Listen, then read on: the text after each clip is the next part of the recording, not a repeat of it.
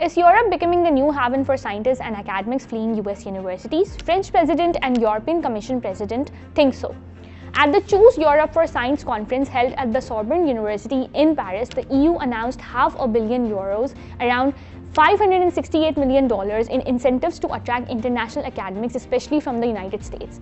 An official from Macron's office said the conference is being held at a time when academic freedoms are retreating and under threat in number of cases, and Europe is continent of attractiveness. The timing isn't random. The US President Donald Trump has renewed his campaign against higher education.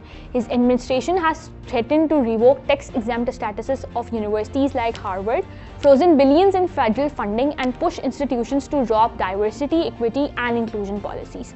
Professors speaking out against the war in Gaza have faced institutional pressure, while foreign students involved in pro-Palestinian protests have been detained or had their visas revoked. Some have even been deported, often without due process.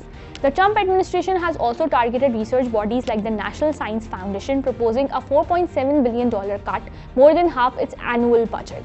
This crackdown on academic freedom is what Europe sees as its opportunity. President Macron's office says the EU is specifically targeting researchers in health, climate, biodiversity, artificial intelligence, and space. Von der Leyen added that the EU aims to invest 3% of its GDP in research and development by 2030. In response, universities across Europe are launching initiatives to make the continent more attractive. France's Aix-Marseille University has already received interest from 120 US-based researchers, including those at NASA and Stanford, for its €15 million Safe Space for Science program.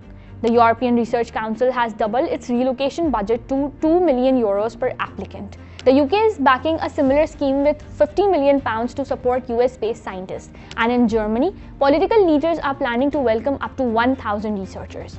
But Europe is not immune from controversy. Germany has been accused of silencing pro-Palestinian voices, most recently ordering the deportation of 3 European nationalists and a US citizen over what authorities described as anti-Semitic actions.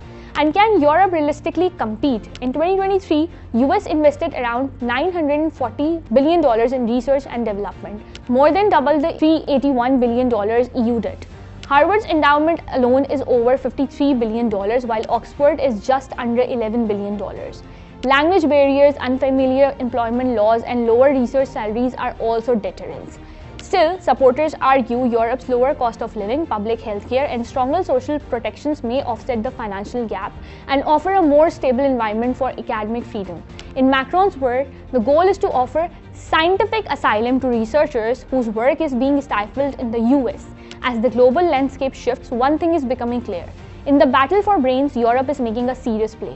Subscribe to DawnNews English for more such explainers.